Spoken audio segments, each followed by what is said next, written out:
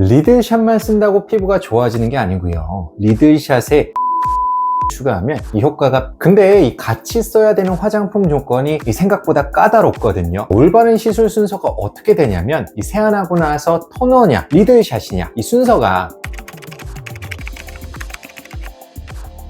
안녕하세요, 피부왕 정윤입니다. 최근 리들샷이 큰 인기를 끌면서 품절 대란이 일어날 정도로 많은 분들이 찾고 계신데요. 예전에 제가 리들샷이 무엇인지 자세히 말씀을 드린 적이 있죠. 하지만 리들샷을 써도 효과를 잘 모르겠다, 피부만 더 민감해졌다고 하는 분들도 종종 계십니다. 그래서 오늘은 이 리들샷을 어떻게 안전하고 효과적으로 사용할 수 있는지, 리들샷으로 진짜 피부가 좋아지는 방법을 이 전문가의 관점에서 낱낱이 알려드리도록 하겠습니다. 바로 시작합니다.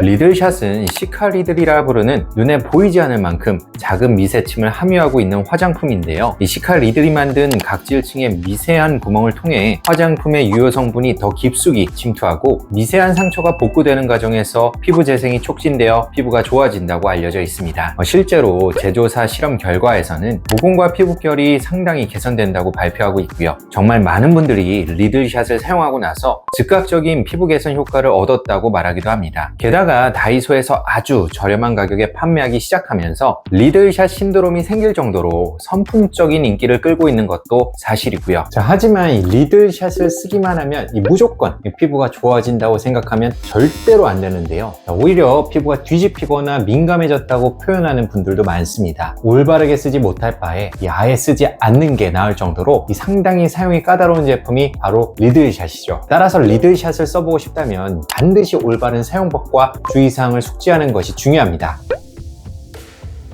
리들샷과 같은 미세침 기반의 화장품은 특수한 방식으로 설계된 만큼 올바른 사용법과 사용 순서가 무엇보다 중요한데요. 특히 리들샷을 처음 사용하시는 분들은 리들샷만 단독으로 사용해도 괜찮은지, 세안 후에 바로 바르면 되는지, 다른 화장품과 같이 사용할 때 사용 순서는 어떻게 하는 게 좋을지 등등을 굉장히 궁금해 하시죠. 실제로 리들샷의 효과는 사용 순서와 다른 화장품과의 조합에 따라 크게 달라질 수 있습니다. 먼저 리들샷만 단독으로 사용해도 괜찮을까? 아니면 다른 제품을 함께 써야 하는가? 이 결론부터 말씀드리자면, 리들샷은 단독으로도 충분히 사용할 수 있습니다. 리들샷에 시카리들만 들어있는 것이 아니라 기본적인 보습 성분들이 다 포함되어 있기 때문에 리들샷만 바른다고 해서 보습 효과가 아예 없는 것이 아닙니다. 게다가 최근 개발된 라인업에서는 효능을 강화하기 위해 글루타치온, EGF와 같은 특정 유효 성분을 추가한 제품들도 출시되고 있어 화장품 바르는 것을 귀찮아하는 분들이나 다른 제품 없이 리들샷만 사용했을 때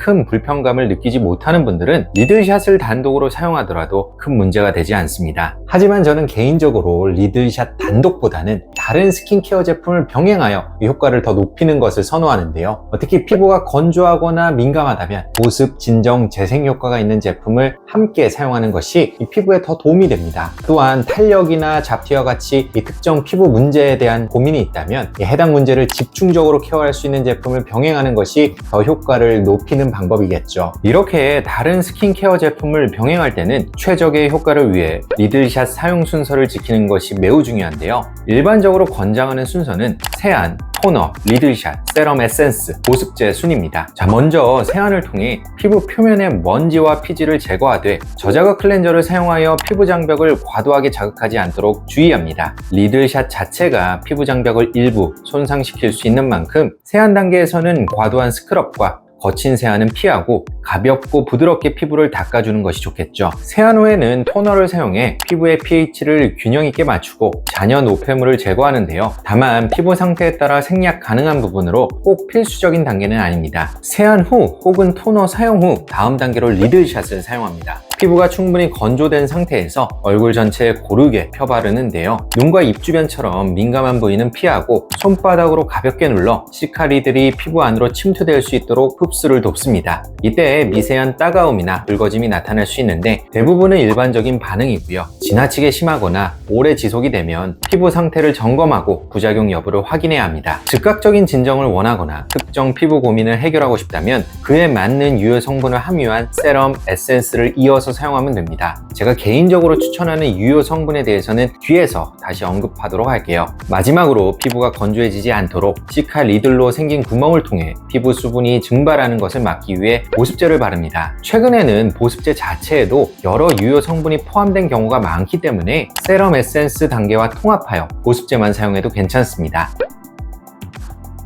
리들샷에 들어있는 시카 리들은 15마이크로미터 크기로 매우 작은데요. 이들은 피부에 침투한 후 각질 턴오버 과정을 통해 자연스럽게 배출되므로 특별한 질환이 없는 건강한 피부에서는 큰 문제가 없다고 알려져 있습니다. 실제로 리들샷은 피부 자극 테스트를 거쳐 판매가 허가된 제품이기도 하죠. 하지만 그렇다고 해서 이 모든 피부에 아무런 고민 없이 사용할 수 있는 제품은 아닌데요. 이 시카 리들의 물리적 자극으로 인해 피부 장벽이 일시적으로 약해지기 때문에 본인의 피부 상태에 따라 적절한 사용 주기와 방법을 지켜야만 부작용을 최소화하고 최적의 결과를 기대할 수 있습니다. 특히 심한 민감성 피부이거나 여드름, 주사 피부염 등의 만성, 염증성 피부 질환을 가진 경우는 사용을 피하는 것이 좋습니다. 이미 자극받은 피부에 리들샷을 사용하면 피부 상태가 악화될 가능성이 큰데요. 심지어 건강한 피부라고 하더라도 사용 주기를 어기거나 과도하게 적용하면 장기적으로 민감성 피부로 변화할 위험도 존재하죠. 사용 후 경미한 수준의 붉어짐이나 따가움은 정상일 수 있지만 붉어짐, 따가움, 가려움과 같은 증상이 며칠 이상 지속된다면 피부가 과도한 자극을 받았다는 신호이므로 사용을 중단하고